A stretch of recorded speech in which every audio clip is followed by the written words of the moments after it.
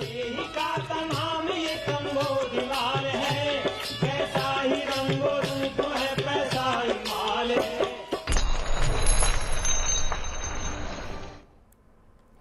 नमस्कार, मनी 9 के पसंदीदा कार्यक्रम मनी सेंट्रल में आप सभी का स्वागत है। मैं हूं विपुल सिंह और हर रोज़ की तरह हम हाजिर हैं आपकी जेब, देश की अर्थव्यवस्था से जुड़ी तमाम महत्वपूर्ण खबरें लेकर के, और उन खबरों का विश्लेषण करने के लिए हर रोज़ की तरह हमारे साथ मनी 9 के संपादक अंशुमान तिवारी जी मौजूद हैं। अंशुमान सर, बहुत बहुत स्वागत है आपका। तो चलिए कार्यक्रम की शुरुआत करते हैं और सबसे पहले जान लेते हैं क्या कुछ मुद्दों पे हम बातचीत करने वाले हैं। सबसे पहले नजर डालते हैं ऑन द शो पर कौन से बैंक वसूल रहे हैं ज़्यादा सर्विस चार्ज। जी हाँ, क्या आपसे भी वसूला जा रहा है ज़्यादा सर्विस चार्ज, और कौन कौन से बैंक वसूल रहे हैं, डिटेल में होगी बातचीत। क्या और बढ़ेगी बिजली की कटौती, जिस तरीके से गर्मी का पारा बढ़ा है और उसके बाद से लगातार कटौती होती हुई दिखाई दे रही है, क्या आने वाले दिनों में हालात और ख़राब होंगे, इस पर भी होगी डिटेल में चर्चा। क्यों नहीं सुलझा बीएससी एनएससी का झगड़ा, क्या है झगड़ा और क्या कुछ नई अपडेट है, लगातार हम आपको बता रहे हैं, आज भी करेंगे विस्तारपूर्वक बातचीत। और क्या नहीं रुकेगी गेहूं की महंगाई, आने वाले दिनों में क्या आटा और महंगा होगा, ये भी हम करेंगे विस्तारपूर्वक बातचीत। और आरबीआई की कमाई का क्या है यूएस कनेक्शन, इस पर भी होगी विस्तार से चर्चा। और कैसे रुकेगी इंटरनेशनल कॉल से अवैध वसूली, इस पर भी लगातार हम बातचीत करें हैं पहले भी और आज भी विस्तार से होगी बातचीत। फिर आईआईटी बॉम्बे की स्टडी के मुताबिक बैंक अक्सर उन ग्राहकों के खाते से डेबिट कार्ड डिक्लाइन फीस वसूलते हैं जब वे एटीएम से पैसे निकालने की कोशिश करते हैं। ग्राहकों का अकाउंट बैलेंस कम होने पर ट्रांजैक्शन फेल हो जाता है और बैंक इसके बदले में 17 से 25 रुपए तक शुल्क काट लेते हैं। स्टडी के अनुसार ट्रांजैक्शन कैंसिल होने पर बैंक को इनमें कोई भी लेन देन लागत नहीं देनी होती है, क्योंकि बैंक किसी थर्ड पार्टी यानी जिस बैंक का एटीएम उपयोग किया जाता है या नेटवर्क प्रोवाइडर एनपीसीआई को कोई शुल्क नहीं देता है। ऐसे में ग्राहकों से वसूला जाने वाला चार्ज सही नहीं है। सर, ये कौन कौन से बैंक हैं जिनकी सर्विसेज इतनी महंगी दिखाई दे रही है? विपुल जी, बैंकों की सेवाएं लेते समय अधिकांश लोगों को ये पता नहीं है कि बैंक आपसे जो चार्ज वसूल रहा है उसका जस्टिफिकेशन क्या है, उसकी प्रामाणिकता क्या है और वो पैसा क्यों लिया जा रहा है। आईआईटी बॉम्बे ने एक ज़रूरी स्टडी की है, काम आरबीआई को करना चाहिए था और आरबीआई की पड़ताल में ये बात आनी चाहिए थी सामने। आरबीआई ने इस मामले में अपनी जिम्मेदारी उस तरह से नहीं निभाई है। ये दिख रहा है साफ स्पष्ट रूप से कि बहुत सारे बैंक गलत ढंग से वो सर्विस चार्ज वसूल रहे हैं जो उपभोक्ताओं को नहीं देना चाहिए। इसमें एक बेहद दिलचस्प किस्सा इस स्टडी में सामने आया। वो किस्सा है कैनरा बैंक का। कैनरा बैंक ने एटीएम या पीओएस मशीन से अगर आपका पेमेंट डिक्लाइन होता है, आप एटीएम पर गए और आपने पैसा निकाला और वो पैसा अकाउंट में नहीं है, या पीओएस मशीन पर आप अपना कार्ड स्वाइप किया और वहाँ से ट्रांजैक्शन किया और पैसा अगर आपके अकाउंट में नहीं है, पर्याप्त पैसा नहीं है, तो वो डिक्लाइन हो जाता है। उस पर वो 20 रुपये वसूलता है और ये 20 रुपये 2017 से वसूल रहा है, जबकि 2023 में आरबीआई ने कहा था कि ये चार्ज 20 रुपये से कम होगा, 17 रुपये होगा और उसे 3 रुपया वापस लौटाना होगा। ऐसा कैनरा बैंक ने लागू नहीं किया। कैनरा बैंक से जब ये पूछा गया तो उसने कहा वो ऐसा इसलिए कर रहा है क्योंकि एसबीआई भी ऐसा ही कर रहा है, यानी दूसरा बैंक भी ऐसा ही कर रहा है। ये एक उदाहरण है, ये एक नज़ीर है कि भारत के बैंक अपने सर्विसेज चार्ज को लेकर कितने नॉन ट्रांसपेरेंट हैं, कितने अपारदर्शी हैं। आईआईटी बॉम्बे की हिस्ट्री में पाया गया है कि आईडीएफसी बैंक, बंधन बैंक, केयू स्मॉल बैंक, जो नए बैंक आए हैं, उन्होंने शायद इस व्यवस्था को ज़्यादा बेहतर ढंग से लागू किया है। उनके कामकाज में अपेक्षाकृत पारदर्शिता दिखाई देती है।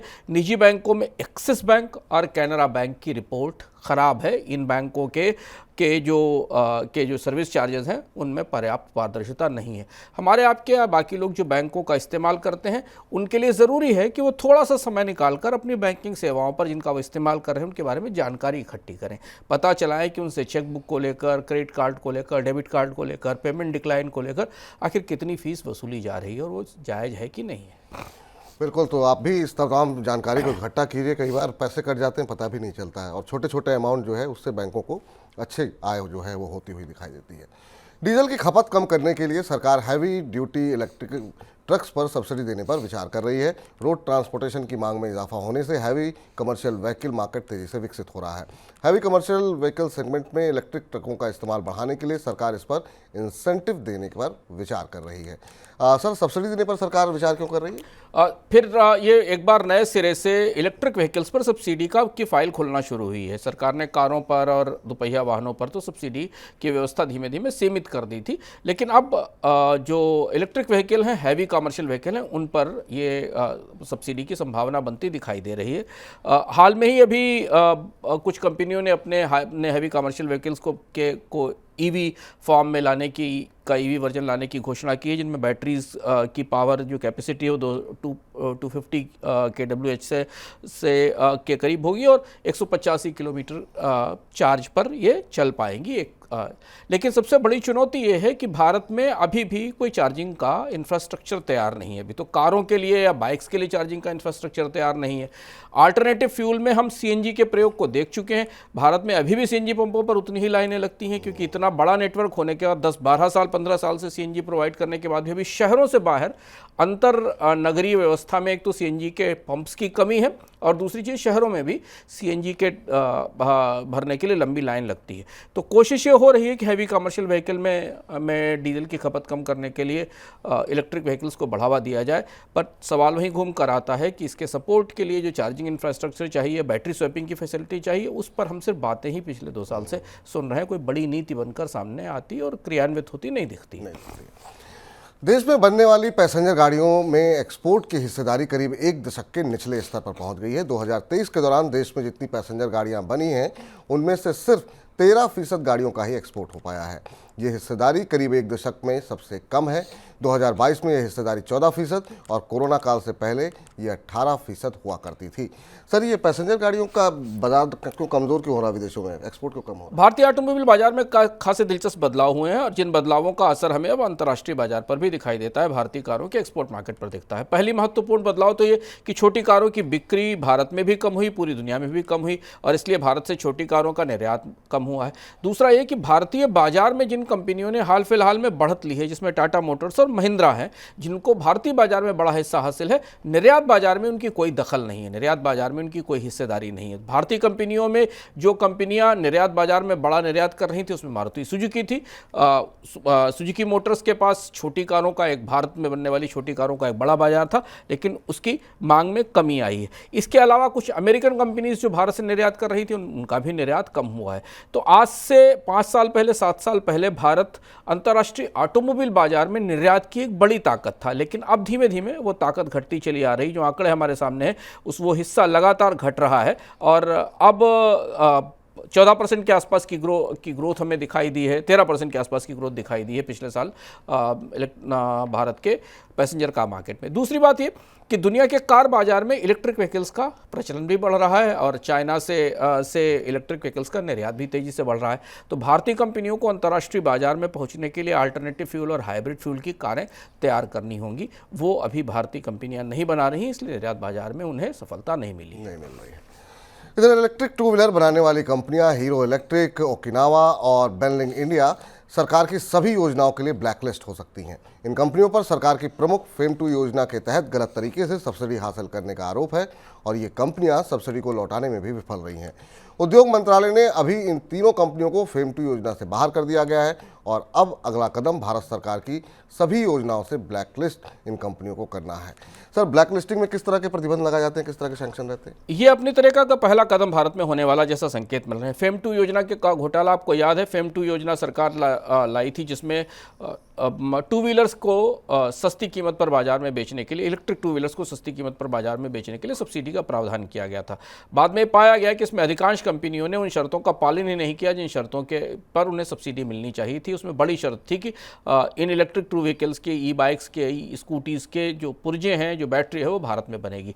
इन कंपनियों ने ये सारे हिस्से पुर्जे आयात किए और भारतीय बाजार में बेचा। और आपको 2020-21-22 का 19-20-21-22 का वो दौर याद होगा जब जगह जगह ई स्कूटीज़ और ई बाइक्स की बाढ़ आ गई थी और उसके बाद सर ये फेम 2 स्कीम बुरी तरह घोटाले में का शिकार हुई और इसे सरकार को बंद करना पड़ा। इसमें कंपनियों के छापे भी डाले गए थे, नोटिस भी डाली गई थी। तो 3 कंपनियां ऐसी पाई गई, हीरो इलेक्ट्रिक, ओकिनावा और बेनलिंग, जिन्होंने इस नियमों, इस स्कीम की में मिली सुविधाओं का, सब्सिडी की व्यवस्था का घोर उल्लंघन किया था।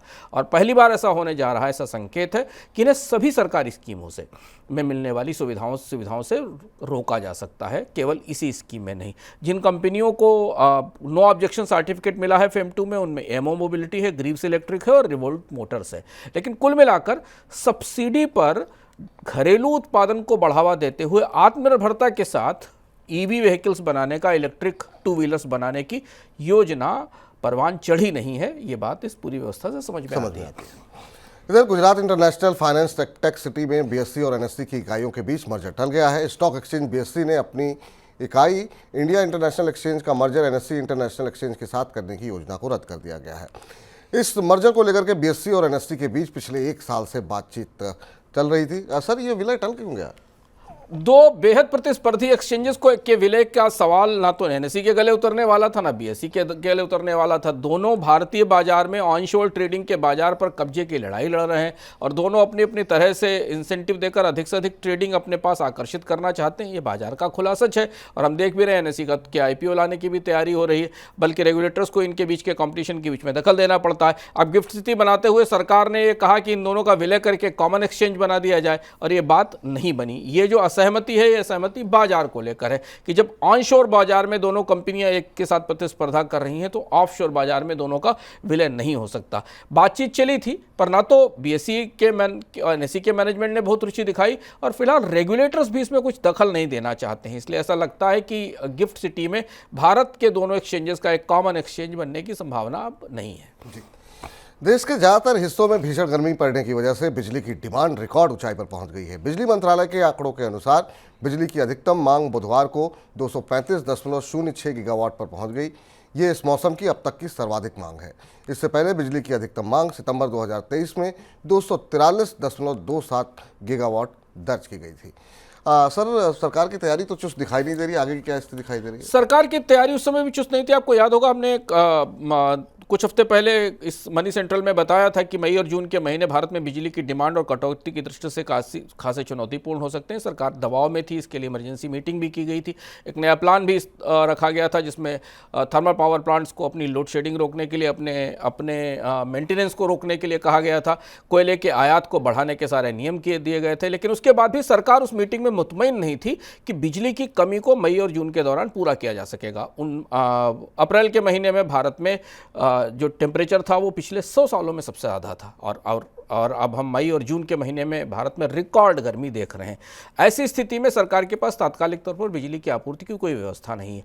इस साल सरकार का बिजली आपूर्ति का जो गणित है उसे पटरी से उतार दिया हाइड्रो इलेक्ट्रिक जनरेशन ने। हाइड्रो इलेक्ट्रिक प्रोजेक्ट्स चूंकि पिछड़े हुए हैं तो वहाँ से मिलने वाली बिजली इस साल और कम हुई। पिछले साल मानसून अस्त व्यस्त रहा था, इसलिए उन चैनल्स में या उन नदियों में या उन बांधों के पास पानी की आपूर्ति भी सीमित थी, ऐसा माना जा रहा है। इसलिए पिछले साल पनबिजली का उत्पादन सीमित हुआ है और ऐसी स्थिति में अब सरकार के पास कोई दखल नहीं है और इसलिए अब दिल्ली के आसपास के इलाकों में देश के अनेक हिस्सों में लगातार लोड शेडिंग देख रहे हैं। और अभी तो जून का महीना बाकी है, जून का गर्मी का सबसे प्रमुख महीना बाकी है। तो बिजली की कटौती, बिजली लोड शेडिंग, इससे जूझना तो फिलहाल इस साल की नियति है क्योंकि मांग रिकॉर्ड ऊंचाई पर है और आपूर्ति, बिजली घरों की आपूर्ति अब इस मांग को पूरा नहीं कर पा रही है। तो अभी आप मुश्किलें जो है जून के महीने में और बढ़ने वाली है, लग रहा है। भारत में ऑफिस वाली विदेशी एयरलाइंस को हेड ऑफिस से भारतीय इकाई द्वारा सेवाओं का आयात करने पर टैक्स न चुकाने के लिए नोटिस मिले हैं। सरकार अब विदेशी एयरलाइंस को जीएसटी से राहत देने पर विचार कर रही है। इस मामले को लेकर के जीएसटी काउंसिल की फिटमेंट कमेटी के पास जो है भेज दिया गया है। सर, किस तरह की रियायत दी जाने की कोशिश की जा रही है? जीएसटी काउंसिल ने भारत में जो विदेशी एयरलाइंसेस काम कर रहे हैं उनको नोटिस भेजा था और ये उन सेवाओं के लिए था जो सेवाएं अपने विदेशी संस्थानों से, अपनी विदेशी शाखाओं से इंपोर्ट करती, खासतौर से इसमें मेंटेनेंस सेवाएं हैं। इसमें एयरक्राफ्ट की मेंटेनेंस की, तकनीकी मेंटेनेंस की, बाकी सेवाएं हैं और इन सेवाओं को चूंकि भारत की ज़मीन पर डिलीवर किया जा रहा है तो ये जीएसटी के तहत लायबल होती हैं और इसलिए जीएसटी अथॉरिटीज़ ने इन एयरलाइंसेस से टैक्स की वसूली का नोटिस भेजा था। मामला थोड़ा ज़्यादा पेचीदा हुआ है। इन्होंने शिकायत की है और ये माना जा रहा है कि सरकार शायद इसमें रियायत दे सकती है क्योंकि इन कंपनियों का कहना था कि इसमें बहुत सारी ऐसी सेवाएं हैं जो कॉमन सेवाएं, जो भारत में भी कंपनियां ले रही हैं और बाहर से भी ले रही हैं, इसलिए इन पर अलग से टैक्स न लगाया जाए। चलिए अब रुख कर लेते हैं आज की सबसे बड़ी खबर का।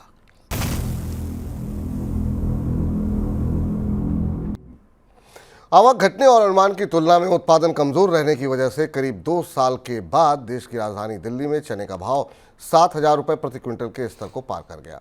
जानकारों का कहना है कि गुरुवार को दिल्ली में मध्य प्रदेश के चने में 7,025-7,050 रुपये प्रति क्विंटल के दायरे में कारोबार दर्ज किया गया। वहीं राजस्थान के चने में 7,075 से लेकर के 7,100 रुपये प्रति क्विंटल के दायरे में कारोबार बंद होता हुआ दिखाई दिया है। सर, इससे तो महंगाई क्या मान के चले और भड़केगी? भारत में चने का स्टॉक नहीं है। उम्मीदें थी कि आयात होने के साथ, कुछ अन्य दालों का आयात होने के साथ चने की कीमत पर में थोड़ी सी कमी आएगी, लेकिन अब चने की आवक रबी की फसल के साथ और खरीफ की फसल के साथ भी कम थी। रबी में भी अब आवक सीमित है और इसलिए चने की कीमत में रिकॉर्ड तेजी दिखाई दे रही है और इसका सीधा असर विपुल जी हमें बेसन और तमाम स्नैक्स की कीमतों पर आने वाले समय में दिखेगा। चुनौती वही घूम कर आ गई कि सब कुछ होने के बाद एक और अच्छी फसल भारत के खाते में दर्ज हुई, लेकिन खाद्य महंगाई टस से मस नहीं हुई, परिस्थिति वहीं बनी हुई है। और अब चने की इस रिकॉर्ड कीमतों के कारण हमें इसका मनोवैज्ञानिक असर अन्य दालों की कीमतों पर भी दिखाई देगा और बाकी सारे जो डेरिवेटिव्स हैं चने के, जो अन्य बाय प्रोडक्ट्स हैं, उनकी कीमतें भी बढ़ती दिखाई देंगी। चलिए, अब महंगाई बढ़ने की बात हो रही तो जरा गेहूं का भी जिक्र कर लेते हैं। गेहूं की बढ़ती महंगाई को देखते हुए सरकार जल्द ही खुले बाजार में गेहूं की बिक्री शुरू कर सकती है। रिपोर्ट के मुताबिक खुले बाजार में गेहूं की बिक्री अगले महीने से शुरू होने की संभावना है। 8 से 10 दिन में गेहूं की कीमतों में प्रति क्विंटल करीब 100 रुपए की तेजी आ चुकी है। ऊपर से सरकार का गेहूं खरीद लक्ष्य भी पूरा होने की उम्मीद नहीं है, जिस वजह से कीमतों में और ज़्यादा तेजी की आशंका जताई जा रही है। इसी को ध्यान में रखते हुए सरकार इसको खुले बाजार में इसकी बिक्री शुरू कर सकती है। सर, अब क्या खुले बाजार में बेचने की नौबत आ गई? ये नौबत इसलिए आ गई, देखिए इसकी आशंका हम पहले से जाहिर कर रहे थे। मनी सेंट्रल में नियमित रूप से हम बता रहे थे आपको कि गेहूं की फसल बेहतर होने के बाद भी गेहूं की महंगाई से पीछा छूटने वाला नहीं है और लगातार ये तीसरा साल होने जा रहा है विपुल जी जब अनाज की महंगाई सरकार के नियंत्रण से बाहर है और इसलिए मजबूरी में सरकार को खुले बाजार में अपने स्टॉक से गेहूं बेचना पड़ेगा। दो महत्वपूर्ण फैक्टर सामने आए जिनसे पता चला कि एक तो गेहूं की महंगाई की अंतर्धारणा पिछले साल से बनी हुई थी, तो सरकार की तमाम कोशिशों के बाद भी किसानों ने पर्याप्त गेहूं सरकार को नहीं दिया। सरकार की खरीद लक्ष्य से कम रहने वाली है, इस बात के संकेत मिल रहे हैं और यही वजह है कि ठीक फसल के बीचों बीच जब मंडियों में ताजा गेहूं या ताजी फसल का गेहूं बिकने को तैयार है, बिक रहा है, उस समय भी बाजार में कीमतें 100 रुपए बढ़ चुकी हैं। यह आमतौर पर नहीं होता है क्योंकि फसल के समय तो जो क्रॉप आ रही है उसकी कीमतों में कमी दिखाई देती है। इसने भारत की खाद्य महंगाई को एक अजीब तरीके से जिद्दी, स्टबर्न और चुनौतीपूर्ण बना दिया है। अब यहाँ से आने वाले समय में खाद्य महंगाई के और खासतौर से अनाज की महंगाई के बढ़ने की संभावनाएं और ज़्यादा दिख रही हैं। पिछले साल खरीफ की फसल के बाद भी अनाज की महंगाई कम नहीं हुई थी, उससे पहले रबी की फसल के बाद भी अनाज की महंगाई कम नहीं हुई थी। ऐसी स्थिति में सरकार के पास जो भी भंडार में गेहूं उपलब्ध है उसे बेचने की मजबूरी दिखाई देगी और इसलिए जून के महीने में इसकी बिक्री के संकेत दिए जा रहे हैं कि सरकार एक बार करीब 1-2 किश्तों में तो खुले बाजार में बिक्री करके गेहूं की कीमतें रोकने की कोशिश करेगी। इससे खरीफ की फसल पर और दबाव ज़्यादा बढ़ गया है, भारत के अनाज भंडार पर ज़्यादा दबाव बढ़ गया और आने वाली नई सरकार को भारत की खाद्य अर्थव्यवस्था में प्रबंधन के लिए मुफ्त अनाज देने की स्कीम की सारी गणित को नए सिरे से सोचना पड़ेगा। हम आपको बता भी चुके हैं पिछली बार इकोनॉमिकम में, उस इकोनॉमिकम को आप दोबारा देख सकते हैं जिसमें हमने आपको बताया था कि भारत की खाद्य महंगाई ही अब वस्तुतः असली महंगाई बन चुकी है और वो पेचीदगी या वो जटिलता अब भारतीय अर्थव्यवस्था के सामने सबसे बड़ी चुनौती के तौर पर खड़ी है। इधर सरकार को रिजर्व बैंक से डिविडेंड के तौर पर जो 2 लाख करोड़ रुपए मिल रहे हैं उसके पीछे की एक वजह रिजर्व बैंक को अमेरिकी बॉन्ड में निवेश से हुई कमाई है। रिजर्व बैंक ने अमेरिका के ट्रेजरी बॉन्ड में निवेश किया हुआ था और यूएस में ब्याज दरें बढ़ने की वजह से बॉन्ड यील्ड में बढ़ोतरी हुई है, जिसका फायदा रिजर्व बैंक को हुआ क्योंकि ट्रेजरी बॉन्ड में हुए निवेश से उसे अच्छा रिटर्न मिला। वित्त वर्ष 2023-24 के दौरान रिजर्व बैंक ने अपने विदेशी मुद्रा भंडार के लिए 68 अरब डॉलर की खरीद की है और इस डॉलर का बड़ा हिस्सा अमेरिका के ट्रेजरी बॉन्ड में निवेश किया जा रहा है। सर, आरबीआई को हुए इस फायदे के मायने क्या निकाले जाएं? ये दिलचस्प सूचना थी कल की।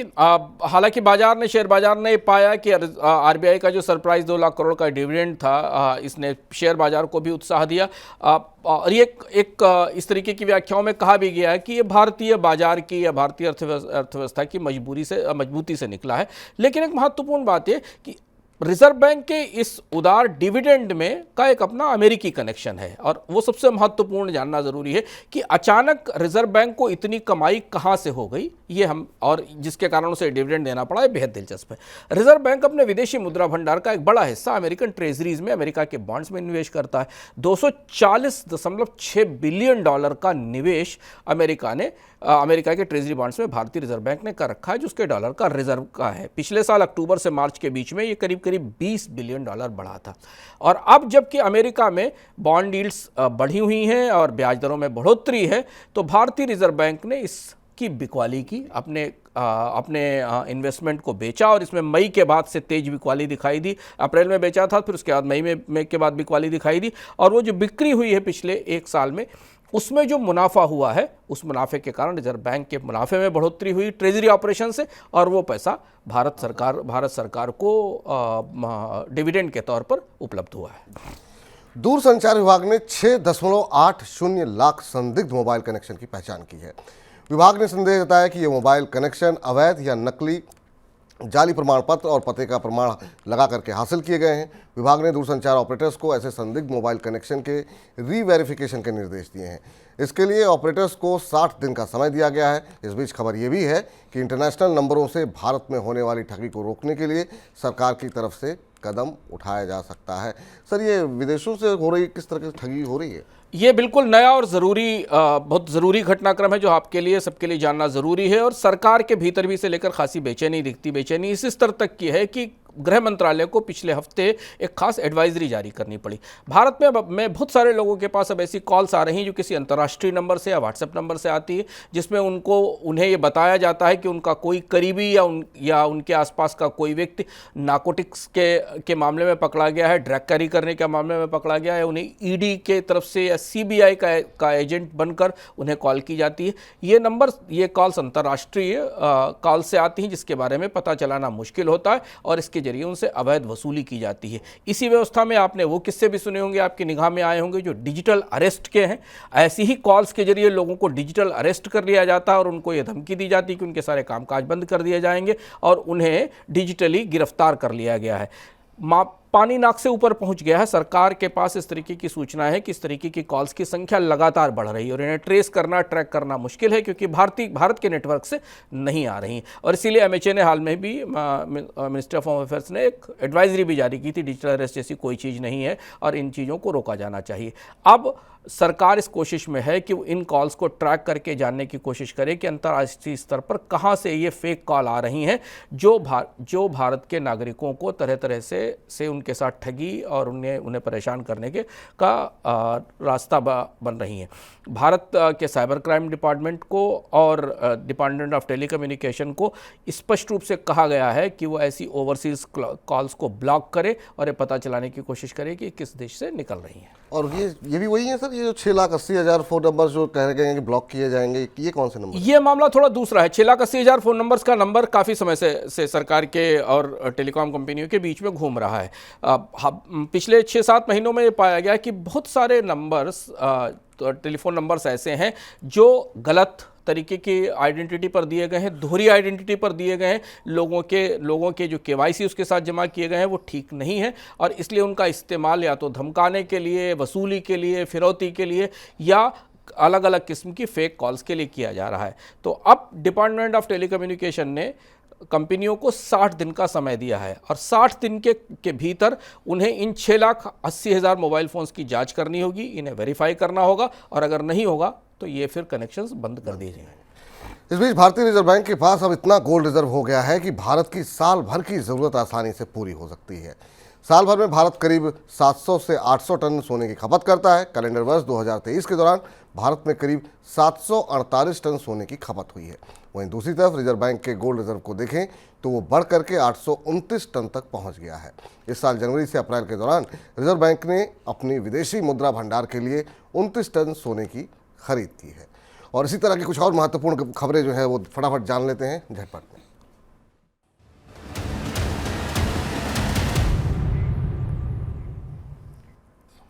भारत और यूके के बीच विदेश व्यापार समझौता होने में अभी और समय लग सकता है। यूके में इस साल चुनाव समय से पहले घोषित हो गया है और दोनों देशों के बीच विदेश व्यापार समझौते पर आगे की बात होगी।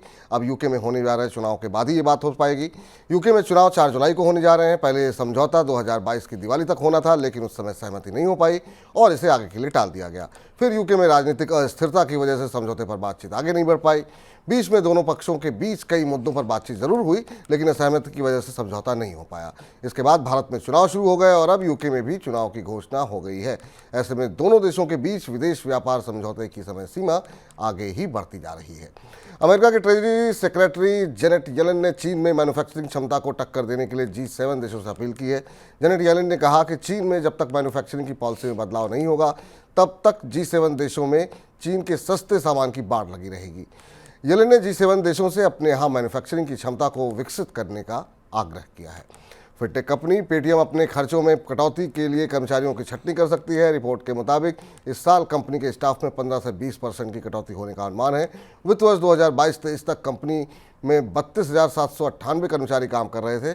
कंपनी की प्रति कर्मचारी औसत लागत 7.87 लाख रुपए थी और अब खर्चों में कटौती के लिए कंपनी इसी लागत को कम करने पर विचार कर रही है और इसी वजह से शेयर बाजार में पेटीएम के शेयर में आज दबाव देखने को मिला। तो ये थी कुछ खबरें। फटाफट सर, किसी पर आपकी टिप्पणी? जेनेट एलन की टिप्पणी को ध्यान से समझना ज़रूरी है। अमेरिका ने चीन के ऊपर पहली बार खासे बड़े प्रतिबंध लगाए हैं और उसके बाद अब अमेरिका चीन के खिलाफ G7 देशों की ग्रुपिंग बनाने की कोशिश कर रहा है। यानी चीन के खिलाफ अब व्यापार युद्ध, अमेरिका का व्यापार युद्ध नहीं होगा। आने वाले कुछ महीनों में यूरोप के बाकी देश भी इसे ज्वाइन कर सकते हैं और चीन की क्षमताओं पर या चीन की उत्पादन क्षमताओं पर अपनी निर्भरता कम कर सकते हैं। तो इसलिए ये बयान खासा अर्थपूर्ण है। अगले सप्ताह हम विस्तार से इस पर आपको बताने की कोशिश करेंगे कि पर्दे के पीछे चीन और अमेरिका और यूरोप के बीच अब किस तरीके के व्यापार युद्ध की तैयारियां हो रही हैं। सर, इस बार के आज के मनी सेंट्रल में हमने गेहूं की, चने की, सबकी महंगाई की बात की है और इस बार के इकोनॉमिकम को भी शायद आपने महंगाई के इर्द गिर्द ही बांधा है। क्या कुछ खास रहने वाला है? इस सप्ताह हम आपसे भारत की महंगाई के उस पहलू पर बात करेंगे जिस पहलू के बारे में अब रिजर्व बैंक भी अपनी हार मान रहा है। भारत एक अजीब सी परिस्थिति में है जहां उन सारी चीज़ों की महंगाई बढ़ती दिखाई दे रही जिनके उत्पादन में हम आत्मनिर्भर हैं, खासतौर पर कृषि के क्षेत्र में अगर आप इसमें दलहन और तिलहन को अलग कर दें जिन पर आयात पर निर्भरता है, तो इसके अलावा सारा का सारा फूड बास्केट महंगा हो रहा है। क्यों ऐसा हो रहा है? कहाँ से आ रही है खाद्य महंगाई और क्या भारत की असली महंगाई खाद्य महंगाई ही है? एक सवाल का जवाब ही। दूसरा सवाल का जवाब हम आपको इसमें ढूंढने की कोशिश करेंगे कि चलिए अगर खाद्य महंगाई बढ़ रही है तो उसके उत्पादक को लाभ क्यों नहीं हो रहा है, किसानों को उसका फायदा क्यों नहीं मिल रहा है अगर उनका उत्पाद बढ़ रहा है? कहानी कहाँ है, खेल कहाँ हो रहा है, कीमतें कहाँ से बढ़ रही हैं, उपभोक्ता और किसान दोनों गंवा रहे हैं, तो मुनाफा कौन कमा रहा है? इस पर गहराई से जानने की कोशिश करेंगे। इस बार के इकोनॉमिक में देखना मत भूलिएगा रविवार को मनी 9 के यूट्यूब चैनल पर। तो मनी 9 के यूट्यूब चैनल को सब्सक्राइब कर लीजिए ताकि जैसे ही जो है ये शो अपलोड होगा आपको नोटिफिकेशन मिल जाए। लगातार मनी 9 के साथ बने रहिए और इस बार का इकोनॉमिकम वाकई में काफ़ी कुछ सीखने को मिला है अंशुमान सर से। इस महंगाई के आंकड़े को जितनी सामान्य रूप से हम लोग आंकड़े बोल देते हैं, लेकिन उनके भीतर क्या कुछ हो रहा है वो समझने की कोशिश कीजिएगा। अंशुमान सर, आज के इस कार्यक्रम में आप जुड़े, तमाम मुद्दों पे आपने अपना विश्लेषण किया, बहुत बहुत शुक्रिया, बहुत बहुत धन्यवाद आपका। तो मनी सेंट्रल को अब समाप्त करने का वक्त आ गया है, लेकिन लगातार आप मनी 9 के साथ बने रहिए। मुझको इजाज़त दीजिए, नमस्कार। ऐसे ही का तमाम ये कमो दीवार है, कैसा ही रंगो